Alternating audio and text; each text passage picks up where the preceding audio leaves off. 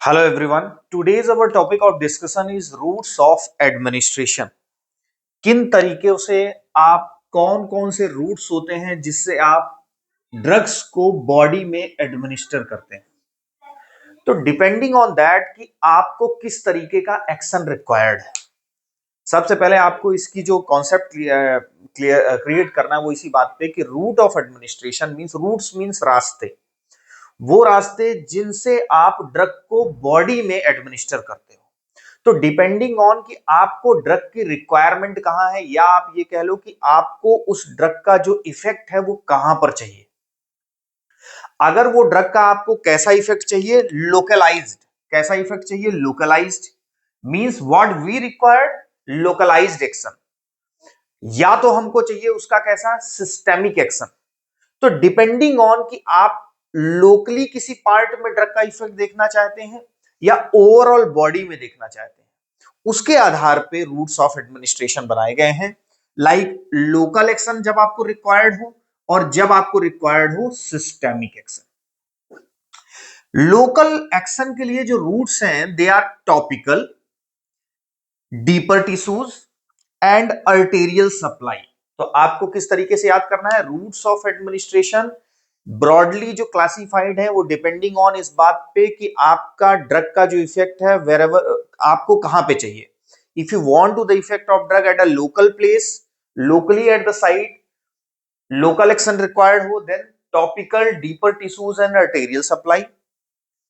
जब आपको उस ड्रग का सिस्टेमिक इफेक्ट हो, ओवरऑल बॉडी में थ्रू द ब्लड आप उस इफेक्ट को देखना चाहते हैं, या आप कह लो कि आप उस ड्रग को ब्लड में टारगेट करने का आपका जो एडमिनिस्ट्रेशन है वो ब्लड में ड्रग को भेजने का है, सेंड करने का है, तो दैट इज सिस्टेमिक एक्शन। और ये आपका ओरल होता है, sublingual, rectal, cutaneous, inhalation, nasal, parenteral, subcutaneous, intramuscular, intravenous and intradermal.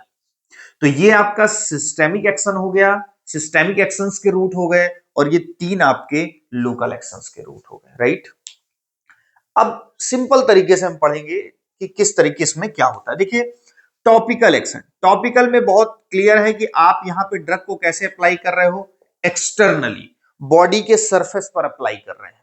जहां पे आपको रिक्वायर्ड है, आपका लेजन है, मींस जहां पे अफेक्टेड एरिया है, कोई स्किन का ऐसी प्रॉब्लम है जहां पे आपको लोकलाइज्ड एक्शन चाहिए, वहां पे आप लाइक ड्रग के different form like lotion, cream, paint, rinse, suppository भी आप या आप यूज करते हैं। तो बेसिकली आप इस तरीके से इमल्सन है, तो आप कई तरीके के फॉर्मेट में आप ड्रग को एक्सटर्नली अप्लाई करते हैं, जिसको हम बोलते हैं कैसा एप्लीकेशन है, ये टॉपिकल एप्लीकेशन है। कैसा है, टॉपिकल एप्लीकेशन।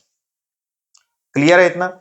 ये बहुत ही इजीएस्ट मेथड होता है, इसमें आप ड्रग को उसी पर्टिकुलर पार्ट पर हाई कंसंट्रेशन एक्सपोज करते हो जहां पे आपका सुपरफिशियली लेजन है। आप ड्रग को एक्सपोज नहीं करते हो कहां पर, ब्लड में, और या उसका नहीं देखना चाहते कौन सा इफेक्ट, सिस्टेमिक इफेक्ट। तो यहां से ये बात क्लियर हो गई। बेसिकली अगर हम इसमें अप्लाई करें तो कहां कहां पे कर सकते हैं, देखिए, आप overall through out the superficial skin पे अप्लाई कर सकते हैं, नेजल कैविटी पे हम अप्लाई करते हैं, ईयर कैनाल में अप्लाई करते हैं, एनल कैनाल में अप्लाई करते हैं, वेजाइनल कैनाल में अप्लाई करते हैं। तो इस तरीके के बेसिक आईज में हम बेसिकली यूज करते हैं। तो ये जो टॉपिकल एप्लीकेशन है वो इस तरीके से इन रूट से इस तरीके से हम यूज करते हैं। बहुत ही आसान होता है, राइट। ये आप नोट्स से कवर कर लेंगे तो वहां से सारी बात समझ में आ जाएगी। डीपर टिश्यूज, अब वो टिश्यू जैसे सुपरफिशियल की आपने बात कर लिया, उनको टारगेट कर लिया टॉपिकल से। अब कुछ जो डीपली है लेकिन नहीं है क्या, सिस्टमिक, फिर भी वो सिस्टमिक नहीं है। तो इस तरह में आप क्या यूज करते हो, बेसिकली निडिल का यूज करते हो। लेकिन आपको सपोज करिए, इसके एग्जांपल से आप ज्यादा बेहतर समझ पाएंगे। डीपर टिश्यूज में जब आप ड्रग टारगेट करते हैं, रूट्स ऑफ एडमिनिस्ट्रेशन, तो वहां पे किसका यूज करते हैं आप, निडिल का यूज करते हैं, नंबर वन। नंबर टू, जैसे कि सपोज करिए आप नी ज्वाइंट है, क्या है आपका, नी ज्वाइंट, इस तरीके से। अब ये यहां पे नी कैप हो गई। तो अब इसके साइड में जो स्पेस है, ये वाला और ये वाला, मींस कार्टिलेज के बीच में जो यहां पे ये जो स्पेस है, यहां पे तो कोई ब्लड फील्ड नहीं है। जब आप थ्रू द निडल यहां पे आप ड्रग एडमिनिस्टर करते हो, in between the intra articular site. Articular site ये दो दो बोन्स के आर्टिकुलर साइट की मतलब सेंटर की हम बात कर रहे हैं, तो इसको हम बोलते हैं क्या, डीपर टिश्यूज। तो डीपर टिश्यूज के लिए आपको एग्जांपल कोट करना होगा। पहली बात तो इसमें हम किसका यूज किया, निडल का, और एग्जांपल में हमने इसका कोट किया intra articular injection. Intra articular injection basically हम यूज करते हैं ऑस्टियो आर्थराइटिस में। ये जो नी जॉइंट की हम बेसिकली बात कर रहे हैं, हम ऑस्टियो आर्थराइटिस में बेसिकली यूज करते हैं। और जो इंजेक्शन यूज करते हैं दैट इज हाइड्रोकॉर्टिसोन। इसको यूज करते हैं हाइड्रोकॉर्टिसोन। सेकेंड एग्जांपल आप यहां कोट कर सकते हैं, आई बॉल के just down behind the eye ball retrobulbar injection. क्या बोलते हैं इसको, रेट्रोबल्बर इंजेक्शन। वो भी आप अगेन किस ड्रग का यूज करते हो, हाइड्रोकॉर्टिसोन। तो डीपर टिश्यूज में आप टॉपिकली अप्लाई नहीं कर रहे हैं, डीपर टिश्यूज में अप्लाई कर रहे हैं, in between the gap, knee joint में जैसा, या रेट्रोबल्बर इंजेक्शन में, तो आप हाइड्रोकॉर्टिसोन का एग्जांपल लेके वहां पे कोट कर सकते हैं। तो ये डीपर टिश्यूज की बात हो गई, राइट। फिर भी आपने यहां पे, अच्छा, इन ड्रग्स की ये क्वालिटी होगी कि वो ड्रग ज्यादा से ज्यादा ना जा पाए कहां पे, सिस्टेमिक सर्कुलेशन में, क्योंकि वहां पे हमको सिस्टेमिक एक्शन उनका रिक्वायर्ड नहीं है। तो ये बात आपकी क्लियर हुई। अर्टेरियल सप्लाई। अर्टेरियल सप्लाई में जैसे आप इसमें बेसिकली किसी ऐसी आर्टरी में एक्सपोज करते हैं, और उसका ये तरीका होता है कि वो फर्दर ओवरऑल पूरे ब्लड सर्कुलेशन में ना जाए।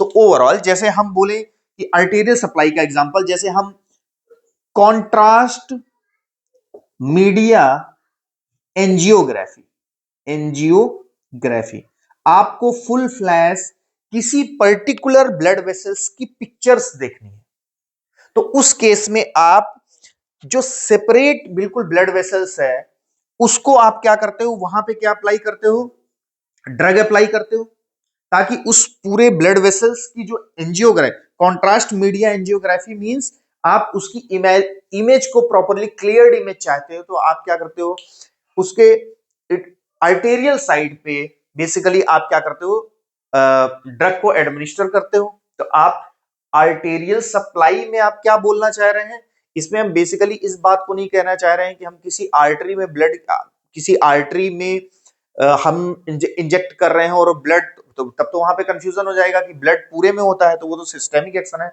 नहीं, आर्टरी के जस्ट नियर द आर्टरी हम उसमें ड्रग को इन्फ्यूज करते हैं, ताकि वो आर्टरी का पूरा जो पिक्चर है वो ज्यादा क्लियर हो। ये एक एग्जाम्पल है जो कि कॉन्ट्रास्ट मीडिया एंजियोग्राफी। दूसरा एग्जाम्पल, जैसे आपको कोई ब्रैकियल या फेमोरल मैलिग्नेंसीज है, तो आपको कोई कैंसरस का केस है, तो कैंसर के केस में आपको अगर फिमोरल मैलिग्नेंसी है या ब्रैकियल मैलिग्नेंसीज है, तो आप ब्रैकियल आर्टरी को ही केवल टारगेट करते हो। पूरी बॉडी में ब्लड मतलब आर्टरी को ऐसा फिक्स करते हैं कि ड्रग वो आगे की तरफ ही हो, पूरे ब्लड में वो सिस्टेमिक एक्शन उसका ना हो। इसीलिए हम इसको रखते हैं किसके अंदर, लोकल एक्शन के थ्रू। तो आपके दो एग्जाम्पल आपको यहां कोट करने होंगे, ब्रैकियल या फेमोरल आर्टरी से मैलिग्नेंसीज को ट्रीट करना, नंबर वन।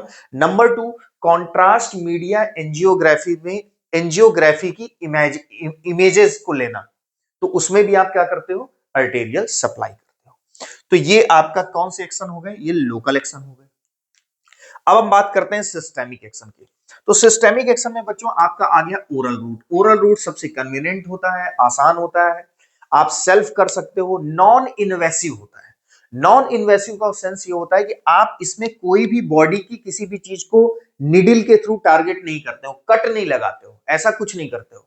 आप सिंपल ड्रग देते हो और वो जीआईटी के थ्रू क्या हो जाता है, सिस्टेमिक सर्कुलेशन में चली जाती है। तो ये इसके कई बार एग्जाम्पल में एडवांटेज एंड डिसएडवांटेज आते हैं। तो एडवांटेज तो आप बहुत आसानी से बता सकते हो, भाई कोई भी ड्रग है इसमें स्ट्राइल करने की रिक्वायरमेंट बहुत ज्यादा नहीं है। नंबर टू, बहुत सिंपलेस्ट मेथड है, कॉमन मेथड है, ओल्डेस्ट मेथड है, चीप है बेसिकली। और दूसरा इसमें, हाँ, इसका डिसएडवांटेज क्या है, डिसएडवांटेज ये है कि आपकी ड्रग यहाँ पे फर्स्ट पास मेटाबॉलिज्म से एक्सपोज होगी। अब नए बच्चे जितने पढ़ रहे हैं, अचानक से अगर कोई फर्स्ट पास मेटाबॉलिज्म आता है तो उनके लिए कंफ्यूजन है।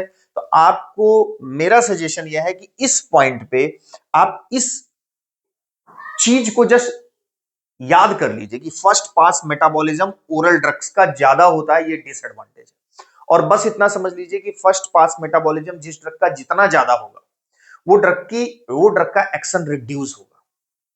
फिर जब हम फर्स्ट पास मेटाबॉलिज्म पढ़ेंगे तब वहां पे हम डिटेल इस चीज को कवर करेंगे।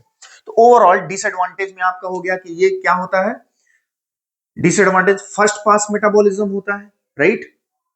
दूसरा, यहां से आप चूंकि अगर मान लीजिए आप प्रोटेनिशियस ड्रग ले रहे हैं, कैसी ड्रग ले रहे हैं, प्रोटेनिशियस, तो क्या आप ओरल रूट के थ्रू ले सकते हैं, नहीं ले सकते। प्रोटीन प्रोटीन डेराइव्ड अगर कोई ड्रग है तो वो क्या आप ओरल रूट से ले सकते हैं, नहीं ले सकते। उसका रीजन है कि स्टमक में वो क्या हो जाएगी, एसिड के प्रेजेंस में ब्रेक हो जाएगी, तो वहां से आप नहीं ले सकते। तो ये इसके डिसएडवांटेजेस हैं। इसके डिसएडवांटेजेस और भी हैं, लाइक यहां पे जो ड्रग का एब्जॉर्प्शन होगा वो कैसा होगा, बहुत स्लोअर होगा। तो ये मतलब जस्ट इस पे ज्यादा स्ट्रेस करने की रिक्वायरमेंट नहीं है। यहाँ पे कुछ पॉइंट है जो आपको याद रखने हैं। एक चीज ये कि फर्स्ट पास मेटाबॉलिज्म ज्यादा होगा। दूसरा ये कि एसिडिक ड्रग जो होती है वो एसिडिक मीडियम में ज्यादा एब्जॉर्ब होती है, और बेसिक ड्रग बेसिक मीडियम में ज्यादा एब्जॉर्ब होती है। देखिए ये दो फैक्ट आपको याद रखना है। फर्स्ट पास मेटाबॉलिज्म जितना ज्यादा होगा ड्रग का एक्शन उतना कम होगा। एसिडिक ड्रग आपकी एसिडिक मीडियम में एब्जॉर्ब होगी। एग्जांपल से अगर इसको समझे तो एस्प्रिन अगर हम बोलें, चूंकि एसिडिक ड्रग है तो वो कहां ज्यादा एब्जॉर्ब होगी, स्टमक, क्योंकि स्टमक का मीडियम कैसा है, एसिडिक। इसी तरह अगर हम बेसिक ड्रग की बात करें, लाइक क्यूनिन की बात करें, तो कहां पे एब्जॉर्ब होगी ज्यादा, इंटेस्टाइन में, क्योंकि वहां का मीडियम कैसा है, बेसिक। तो बेसिक ड्रग बेसिक मीडियम में एब्जॉर्ब होगी, एसिडिक ड्रग एसिडिक मीडियम में एब्जॉर्ब होगी। ये बात आपको क्लियर हुई। तो ये आपका ओरल रूट की बात हो गई। यहां से क्वेश्चन एडवांटेज और डिसएडवांटेज को लेके भी निकलता है। दूसरी सबलिंगुअल, सबलिंगुअल या बकल रूट ऑफ एडमिनिस्ट्रेशन। इसमें आप बीनीथ द टंग आप ड्रग को रखते हैं, और वो ड्रग वहां पे चूंकि हाईली वेस्कुलर साइट होती है, वो तो हाईली वेस्कुलर साइट होने से की वजह से वो कई बार बाईपास कर जाती है किसको, फर्स्ट पास मेटाबॉलिज्म को। तो बाईपास करना मतलब फर्स्ट पास मेटाबॉलिज्म इस रूट से जो ड्रग का देंगे उसका नहीं होगा या बहुत लेस होगा, लाइक ग्लिसराइल ट्राइनाइट्रेट जो एंजाइना में ड्रग हम यूज करते हैं, सबलिंगुअली हम देते हैं। तो आपको हर रूट ऑफ एडमिनिस्ट्रेशन में कोशिश ये करना है कि एग्जाम्पल से अपनी बात को रखना है। लाइक सबलिंगुअल रूट में हमने क्या बात की, glyceryl trinitrate, desamino oxytocin, ये आपकी सेकेंड ड्रग यूट्राइन स्टिमुलेंट में हमने पढ़ेंगे बाद में। तो ये आप सबलिंगुअल रूट की बात हो गई। Beneath the tongue rectal route में आपका जो आप रेक्टल में बेसिकली आप यहां पे जो हेमोरॉयडल वेन्स होती हैं, कौन सी वेन्स, हेमोरॉयडल वेन्स के थ्रू एब्जॉर्प्शन होता है। जब आप रेक्टल रूट में लाइक सपोजिटरी के फॉर्म में आप उसको ड्रग को रखते हो, सपोजिटरी के फॉर्म में आप जब ड्रग को रेक्टल रूट के थ्रू रखते हैं तो वहां पे एब्जॉर्प्शन क्या होता है, बहुत ही स्लो होता है। इसका ये बेसिकली थोड़ा सा डिसएडवांटेज, यहां एब्जॉर्प्शन स्लो होगा, और एब्जॉर्प्शन होगा तो किससे होगा, हेमोरॉयडल वेन से होगा। यहां पे जब आप एग्जांपल कोट करेंगे तो बेसिकली आप डायजीपाम एंड पैरासिटामोल इन चिल्ड्रंस। तो ये बेसिकली आपका एग्जांपल्स जीपैट में भी एक दो बार पूछा गया है कि रेक्टल रूट के थ्रू आप किस ड्रग को फेब्राइल सीजर में बेसिकली हम डायजीपाम देते हैं बच्चों में थ्रू द रेक्टल रूट। तो ये आप रेक्टल रूट की बात हो गई हमने। यहां पे फर्स्ट पास मेटाबॉलिज्म 50% तक होता है। क्यूटेनियस में ये एक्चुअली कैसा सिस्टम है, ये ट्रांसडर्मल डिलीवरी सिस्टम है। कैसा है ये, ट्रांसडर्मल डिलीवरी सिस्टम। तो ये ट्रांसडर्मल थेरापेटिक सिस्टम है। इसमें जैसे एडहेसिव पैचेज होते हैं, वो एडहेसिव पैचेज आप स्किन पे लगा लीजिए, और उससे धीरे धीरे ड्रग रिलीज होके बेसिकली कहां जाती रहेगी, सिस्टेमिक सर्कुलेशन में, मींस ब्लड में। तो इसके लिए सबसे ज्यादा जरूरी है कि वो ड्रग का नेचर क्या हो, ड्रग हो हाईली लिपिड सॉल्युबल। कैसी हो, हाईली लिपिड सॉल्युबल, राइट। तो क्यूटेनियस की बात हमने ये कर ली, हाईली लिपिड सॉल्युबल। यहां पे भी आप किस तरीके के ड्रग का यूज करते हो, लाइक ग्लिसराइल ट्राइनाइट्रेट। तो आप यहां जीटीएन का एग्जांपल अगेन आप कोट कर सकते हैं। तो क्यूटेनियस में आपको एडहेसिव पैचेज के, तो आपको यहां पे जो टर्म यूज करना है एग्जाम्स में, जो आपको लिखने हैं, ये वर्ड एटलीस्ट आना चाहिए, एडहेसिव पैचेज। इतना अगर आप लिखते हैं तो वो आसानी से समझ जाएगा। एब्जॉर्प्शन कैसा है, स्लोअर है, राइट। इनहेलेशन, इनहेलेशन में बेसिकली जब आप इनहेल करते हैं तो इनहेल करने के लिए आपको वो ड्रग का नेचर वोलेटाइल होना चाहिए, और या तो कैसा फॉर्म में हो, लिक्विड फॉर्म में हो, और उसको जब आप मेनली यहां पे एग्जांपल आप क्या कोट करेंगे, जनरल एनास्थेटिक्स, क्या करेंगे, जनरल एनास्थेटिक्स। तो इनहेलेशन की एक खासियत होती है कि इसमें आप कंट्रोल्ड मेडिकेशन दे सकते हैं। मींस जैसे आप बाहर सिलेंडर में आपके गैस होगी, आप उसको इनहेल करेंगे तो आप जब मन चाहे उसको स्टॉप कर सकते हैं, जब मन चाहे इंक्रीज कर सकते हैं, डिपेंडिंग ऑन कि उस इंडिविजुअल में कैसा इफेक्ट दिखाई दे रहा है। तो ड्यूरिंग द एडमिनिस्ट्रेशन, इसको हम बोलते हैं कंट्रोल्ड एडमिनिस्ट्रेशन, जैसा हम इसमें बेसिकली करते हैं इंट्रावेनस में, सेम इनहेलेशनल में भी हम कर सकते हैं। तो इनहेलेशन में बेसिकली जो एब्जॉर्प्शन ऑफ ड्रग होता है वो एल्वियोलाई के सरफेस से होता है, क्योंकि जब आप इनहेल करते हो तो वो चीज लंग्स में जाती है, और लंग्स से एल्वियोलाई की सरफेस से वो एब्जॉर्ब होती है और ब्लड स्ट्रीम में जाती है। तो ओवरऑल यहां पे आप वोलेटाइल लिक्विड्स वगैरह जनरल एनास्थेटिक आप कोट कर सकते हैं। नेजल की अगर बात करें तो नेजल कैविटी में जैसे आप देते हैं, तो नेजल कैविटी से उन ड्रग्स का basically highly lipid soluble again होना चाहिए जिनको ब्लड स्ट्रीम तक जाना है। तो यहाँ पे लाइक आप फिनाइलेफ्रिन की अगर हम बात करें, या फिनाइलेफ्रिन के बाद हम बात कर सकते हैं लाइक जीएनआरएच एगोनिस्ट की, ये बहुत अच्छा एग्जांपल है, आप इसको लर्न कर, ये सब वर्ड आपको ज्यादा दिमाग नहीं लगाना है, याद कर लेना है अभी। जीएनआरएच एगोनिस्ट वगैरह, डेस्मोप्रेसिन, डेस्मोप्रेसिन, एटलीस्ट ये एग्जांपल आपको याद होने चाहिए। तो नेजल में, नेजल कैविटी में आप ड्रग को इन्फ्यूज करते हैं, वहां से वो म्यूकस मेम्ब्रेन के थ्रू बेसिकली एब्जॉर्ब होती है सिस्टेमिक सर्कुलेशन में। जीएनआरएच एगोनिस्ट या डेस्मोप्रेसिन इसका एग्जांपल्स हैं। पैरेंटल रूट, यहां से कई बार क्वेश्चन उठता है, सबक्यूटेनियस, इंट्रामस्कुलर, इंट्रावेनस और इंट्राडर्मल। तो देखिए इसमें एक चीज है कि आपको एंगल्स याद होने चाहिए। तो सबक्यूटेनियस में आप 45 डिग्री में देते हो, इसमें आप बेसिकली 90 डिग्री में देते हो, इसमें आप 25 डिग्री में देते हो, और इसमें 10 to 15 डिग्री में एंगल देते हो। मतलब निडिल का जो एंगल है, उसका जो एंगल का जो बेसिकली है वो कितना है, सबक्यूटेनियस में था। अब देखिए इसमें डिफरेंसेस कैसे समझें। सबक्यूटेनियस, ये क्यूटेनियस था हमारा यहां पे, ये, अब हम सबक्यूटेनियस की बात कर रहे हैं। तो सबक्यूटेनियस में बेसिकली आप क्या करते हो कि वहां पे आप जब ड्रग देते हो तो सबक्यूटेनियस का नेचर होता है, जो सबक्यूटेनियस साइट होती है हमारी स्किन में, वहां पे रिचली वो सप्लाइड होती है नर्व टर्मिनल से। तो इस रूट ऑफ एडमिनिस्ट्रेशन में आपको ये चीज ध्यान रखनी होती है कि इस रूट ऑफ एडमिनिस्ट्रेशन में आप जो भी ड्रग देंगे वो इरिटेंट नहीं होना चाहिए, उसका इरिटेंट नेचर नहीं होना चाहिए, क्योंकि वो हाईली क्या कर देगी, सेंसिटाइज्ड कर देगी, राइट। तो सबसे पहले सबक्यूटेनियस में आपको इस चीज ध्यान रखनी है कि सबक्यूटेनियस में बेसिकली आपका जो ड्रग है वो इरिटेंट ड्रग आप यहां पे एक्सपोज नहीं करेंगे, राइट। इसमें जो होता है एब्जॉर्प्शन वो स्लोअर होता है, क्या होता है, स्लोअर होता है। जबकि इंट्रामस्कुलर में अगर हम बात करें तो ये नर्व यहां पे रिचली सप्लाइड नहीं होती, इट मींस आप यहां पे कैसी ड्रग दे सकते हैं, इरिटेंट ड्रग भी दे सकते हैं। यहां पे हम ज्यादातर हाइड्रोफिलिक ड्रग देते हैं, कैसी, एक्वस फॉर्म में ड्रग जो हो, एक्वस फॉर्म में जो ड्रग होगी उसको देते हैं। यहां पे absorption comparison to systemic subcutaneous faster होता है। ये आपके टेक्निकली एग्जाम में एमसीक्यूज में आता है कि इंट्रामस्कुलर का एब्जॉर्प्शन रेट कंपैरेटिवली सबक्यूटेनियस से ज्यादा होता है। उसका रीजन भी यही है कि ये ज्यादा नियर द ब्लड वेसल्स है, और ये near the blood vessels, away the blood vessel है कंपेयर टू मसल्स। इंट्रावेनस, तो इंट्रावेनस की अगर हम बात करें तो इसमें 25 डिग्री एंगल है। इसमें आप कोई ड्रग दे रहे हो तो डायरेक्ट आप सिस्टेमिक सर्कुलेशन में दे रहे हो, सिस्टेमिक सर्कुलेशन के पास नहीं दे रहे हैं, जैसे हम सबक्यूटेनियस इंट्रामस्कुलर की बात कर रहे हैं। तो इसमें 100% ऑफ द ड्रग आपकी जाती है ब्लड में, और जब 100% ऑफ द ब्लड ड्रग में जाती है अनचेंज्ड फॉर्म में, उसको हम बोलते हैं कि इसकी जो बायो अवेलेबिलिटी है, वो ड्रग का जो अनचेंज फॉर्म ब्लड में पहुंच रहा है वो 100% होता है। यही होता है, इसी वजह से आईवी की जो बायो अवेलेबिलिटी होती है वो कितनी होती है?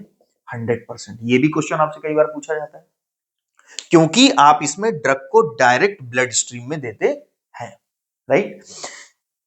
यहां से एक क्वेश्चन आता है कि आईवी जब आप इंजेक्शन देते हैं 25 डिग्री में with the help of needle, तो निडल कई बार अगर आपके हैंड सेक हो जाए, हिल जाए, तो वो जो पंक्चर हो जाता है, वेन्स पंक्चर हो जाती है, उससे आपको प्रॉब्लम होती है फ्लेबाइटिस की। तो ये जीपैट में ऑलरेडी पूछा जा चुका है कि फ्लेबाइटिस किस किस रूट ऑफ एडमिनिस्ट्रेशन से रिलेटेड इश्यूज है। तो ये किससे है? इंट्रावेनस से। अब इंट्रावेनस में चूंकि 100% ऑफ द ड्रग उसमें पहुंच रही है, तो ये सिंपल सी बात है कि इसमें ड्रग की जो नीड होगी वो बहुत क्या होगी? लेस होगी, क्योंकि आपकी पूरी की पूरी ड्रग कहां जा रही है? ब्लड स्ट्रीम में। इंट्राडर्मल, इंट्राडर्मल में बेसिकली आप स्किन के उस पार्ट को थ्रू पाउच लाइक स्ट्रक्चर में थोड़ा सा बेल्ब की तरह उठाते हैं और वहां पे आप ड्रग देते हैं। लाइक इसमें अगर कोट करें बीसीजी वैक्सीन वगैरह, तो बीसीजी वैक्सीन वगैरह जैसे हम देते हैं, तो वो देते हैं हम इंट्राडर्मल रूट से। The angle of route for this is 10 to 15 degree. तो ये इस तरीके से आप यहां पे समझ सकते हैं। तो ये आपका डिफरेंट रूट ऑफ एडमिनिस्ट्रेशन है। देखिए, कुछ स्पेशल रूट ऑफ एडमिनिस्ट्रेशन होते हैं, like dermojet and pellet implantation.